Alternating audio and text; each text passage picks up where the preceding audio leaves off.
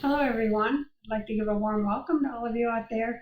As you know, my name is Renee, and you're watching my Health Corner. And believe it or not, God really does care about your health. Last year, just about anywhere you look, sickness and disease were on the rise. In the United States, someone had a heart attack every 40 seconds, and 1.4 million Americans are diagnosed with diabetes every year. 1 in 2 people will get cancer in their lifetime as well. And it was estimated last year in 2022 that there would be 1.9 million new cancer cases and 609,360 cancer deaths. That's terrible. There's also a rise in the number of strokes per year, gastrointestinal problems, arthritic conditions, lung conditions, lupus, multiple sclerosis, and a host of many other diseases. The question is why? Well, many people believe that God is to blame, but is that the case? I don't believe it is, because in 3 John 2 it says that God wants us to prosper and to be in health. So if he wants us to be in health and disease is more rampant than ever before, what's the problem? Well, there's laws known as natural laws, and when these laws are neglected in any way, the result is sickness and disease.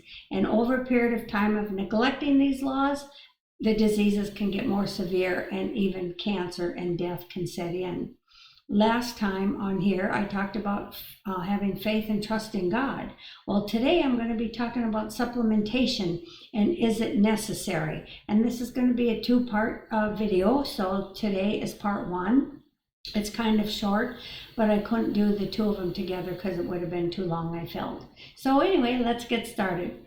As I said, in the Bible, it says that God wants us to prosper and be in health in 3 John 2. And Ministry of Healing, page 127, paragraph 2 says, it is essential to understand the principles involved in the treatment of the sick.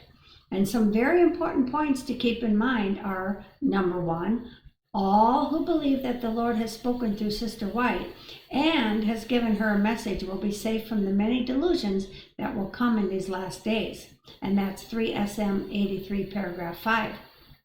And then CH 370, paragraph 3 says, strange things have been done in the medical missionary work of late.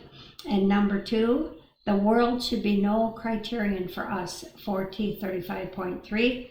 And if God has any new light to communicate, he will let his chosen and beloved understand it without their going to have their minds enlightened by hearing those who are in darkness and error. EW 124, paragraph 2. And then number 3, Seventh-day Adventists are handling momentous truths on the subject of temperance. We should be advanced of all other people, 9T 158, paragraph 1. Number 4, you cannot teach health reform unless you present the most inexpensive method of living. The enemy must have no advantage in any line, MM 266, paragraph 3. And number 5, nature's process of healing is upbuilding and gradual. Ministry of Healing 127, paragraph 3. Many people want instant results because sometimes when you take a drug, it's quicker, but it's really not in the long run, because all the drug is doing is masking your symptom. When you go natural, you are getting to the root of the problem and taking care of the problem. And now it takes about 1 to 2 months on the average to see results, we're told in MH 235. So it's not a quick fix elixir. Some things might be quick. Sometimes people might see results in a week, but most people it takes a couple months, sometimes longer and sometimes less. So don't get discouraged. Hang in there and keep going. Now, there's no need for us to go to the world to get our information on health. God has provided it all to us through the scriptures and the spirit of prophecy. If the poor people can't afford it, it's not God's true health message. Because many people tell you to go buy these expensive juicers and other appliances, and the poor people, they can't afford that, so they get discouraged and they think they're just going to die and there's no hope for them. Now, many will come to you with these quick fix elixirs and drinks and all this stuff that costs all this money, but like I said, then the poor feel there's no hope for them because they can't afford it. But God has a better way. With the program that I put people on, it only costs about $30 to $40 a month for their herbs and their food, which they have to buy anyway. And God's way has been presented to his last day church. That's us, Seventh-day Adventists. Now, there's many health gurus in the world who do have a lot of good information about health, just like there's many churches who have some truth. But it is God's church that has been given the last message to go to the whole world and has all the truth. And God's last day church has all the information we need regarding health, because God told the prophet all we need to know about health. And if we read our books and learn what God has to say, we too can have great health. So one thing we need to ask ourselves when teaching or sharing our health message is, where did I get this information from? Is it from God or is it from the world? If it's from God, you can find it in our books. And the main principle being addressed today is the topic of supplementation. Many people are taking vitamins and minerals, and they think they got to take all these bottles and bottles and pills and stuff every day. So we're going to talk about if it's necessary, and if so, when and how. Now, many people are being deluded thinking that supplementation must be given because there isn't enough minerals in our soil. Well, it is true that there are circumstances where supplementation may be necessary if you're sick or you have emergency. However, a lack of soil is not one of the reasons. If there's not enough nutrients in the soil, then nothing would grow and you and I would cease to exist. Remember, Adam and Eve were more than twice as tall as men on the earth today. At that height, their bodies required a certain amount of nutrients that today a 6-foot or 5-foot person could not handle. Man has declined in stature since the creation of time, and God cursed the earth for man's sake. See Genesis 3:17. Therefore, the nutrients in the earth have declined in direct proportion with the degradation of mankind. Patriarchs and Prophets tells us on page 115, his word controls the elements. And then we're told in Counsels on Diet and Foods, in grains, fruits, vegetables, and nuts are to be found all the food elements that we need. And then it says in Ministry of Healing, page 316, the grains with fruits, nuts, and vegetables contain all the nutritive properties necessary to make good blood. And that includes vitamin B12, brothers and sisters. Another delusion being taught is that our diet, if we are on a strict plant-based diet, we don't get B12. That is false. And even medical science is now showing otherwise. I'm going to post a link below showing that plant-based eaters do not require as much vitamin B as meat eaters do. And also our body makes vitamin B12 as we sleep. And also if we're eating our food in the right combinations, then we are getting B12 made. And one more thing, I think it's Dr. Neil Nedley who teaches that vitamin B12 is contained in aloe vera.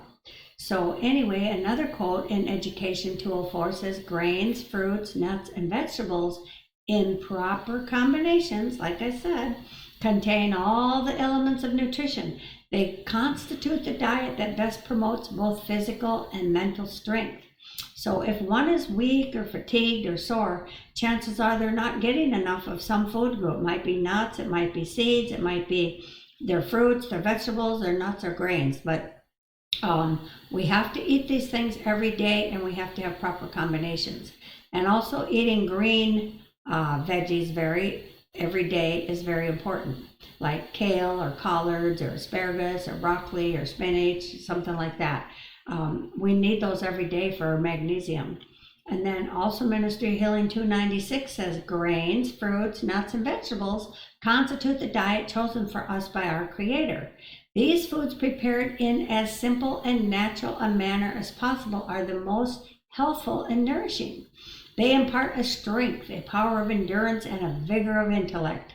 Now, nuts have very high levels of magnesium phosphorus. They're also very rich in zinc, manganese, copper, and selenium.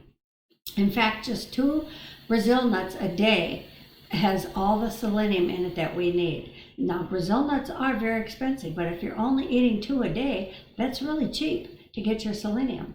Now, science is realizing too that magnesium is actually more essential in the body than calcium. You can obtain all the calcium you need, but if you don't have the proper levels of magnesium, the calcium will not be able to do the functions it's responsible for. Magnesium is very necessary for formation of our bones and teeth and is involved in muscle relaxation. And you can find that in a book called Encyclopedia of Foods and Their Healing Power, Volume 1, page 56. And those volumes are written by Seventh-day Adventist doctors. Now 9T161 says a diet lacking in the proper elements of nutrition, which is the 4 food groups I mentioned above, brings reproach upon the cause of health reform. We are mortal and we must supply ourselves with food that will give proper nourishment to our body. 9T161, paragraph 3. Then Ministry of Healing, paragraph 1 and 2, page 295 says, our bodies are built up from the food we eat, and those foods should be chosen that best supply the elements needed for building up the body. In this choice, appetite is not a safeguard. So don't go by what you're hungry for or what you want. Go by what your body should have. Now, we're also told in Counsels on Diet and Foods, page 198, that the idea should never be given that it is of but little consequence what we eat. Our diet is very important, so we need to concentrate on it and plan for it and follow the guide from the Lord. Now, our bodies need food also that's going to encourage cellular growth and help rebuild our system. We're told in Education, page 204, in the study of hygiene, students should be taught the nutrient value of different foods. The effect of a concentrated and stimulating diet, also of foods deficient in the elements of nutrition, should be made plain. Tea, coffee, fine flour bread, pickles, coarse vegetables, candies, condiments, and pastries fail of supplying proper nutriment. Many a student is broken down as a result of using such foods. Many a puny child incapable of vigorous effort of mind or body is the victim of an impoverished diet. Grains, fruits, nuts, and vegetables in proper combination, here we go again, same thing, contain all the elements of nutrition, and when properly prepared, they constitute the diet that best promotes both physical and mental strength. Yes, we have to prepare our food properly. There is a wrong way to prepare certain foods.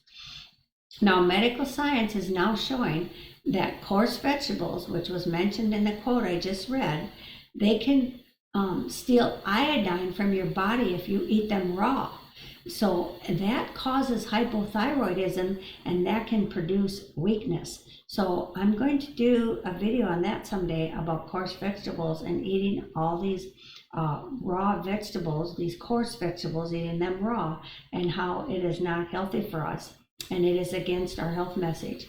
Now, for those who worry about eating nuts because they have a high fat content, you need to keep the following in mind. The oil in nuts is composed of mono or polyunsaturated fatty acids, which are easily metabolized and do not tend to be deposited in the body. And that is in Foods and Their Healing Power, again, volume 1, page 55. So all you need to do is eat your nuts sparingly. A closed fistful of nuts, so you hold your nuts in your fist like this, and nothing should be showing. What is inside is what you eat, and that is enough to supply your body with what it needs. And if we were to crack the nuts ourselves, as God intended, chances are people wouldn't be overeating nuts, because that takes a lot of work. Also, you can read in Genesis about eating the fat of the land. And that's plant foods that contain natural fat, a good healthy fat. And that's Genesis 45:18. And some of those foods are avocados, olives, nuts, and seeds. Now, here's some Spirit of Prophecy quotes also regarding nuts. CD 363 says, care should be taken not to use too large a proportion of nuts. Well, we just talked about that. And then page 364, paragraph 4 says, I have been instructed that the nut foods are often used unwisely, that too large a proportion of nuts is used, and that some nuts are not as wholesome as others. Almonds are preferable to peanuts, but Peanuts in limited quantities may be used in connection with grains to make nourishing and digestible food. Now, I understand there are people who are allergic to peanuts and have severe allergies to them. Of course, they cannot eat them. But I don't have a problem with them, and many people I know do not have a problem with them. And we are counseled that we can eat them. So don't ever let anyone tell you that you can't eat peanuts. I had someone tell me that years ago, and I quit eating them because I thought, oh, I can't eat them. But then I saw this quote, and I'm like, yes, I can. So I do make my own peanut butter, and we do eat peanuts, but we don't eat them in large quantities, and we don't eat them often. Now, 3 years ago, Sister White says a letter came to her saying that they couldn't eat the nut foods and their stomach couldn't take care of it. And she says, then there were several recipes presented before me. One, that there must be other ingredients combined with the nuts which would harmonize with them and not use such a large proportion of nuts. She says 1/10 to 1/6 part of nuts would be sufficient, varied according to combinations. We tried this and with success. That's CD 364, paragraph 5. So like I said, a good way to measure your nuts is a closed fistful with nothing seeping out the sides. Now, everybody has a different size fist, so you go by your own fistful, not someone else's, because men have larger hands than women do, and they need more. Now, we're told in Counsels on Diet and Foods as well, on page 364, that much time should be spent in learning how to prepare nut foods. And then 352, paragraph 2, same book says, study economy in everything, but do not withhold from the diet food which the system needs. And then with regard to the nut foods, there are many who cannot eat them, and that's CD 352. So if you can't eat them, you can't eat them. But you know, if you try and cook them properly and with other foods, you probably would have a better chance of being able to eat them. Because many people do very well eating nuts, and I'm one of them. I can eat nuts. I love nuts. But if there's someone who can't, they can use seeds instead. Flaxseed, chia seeds, sesame seeds, pumpkin seeds, and sunflower seeds.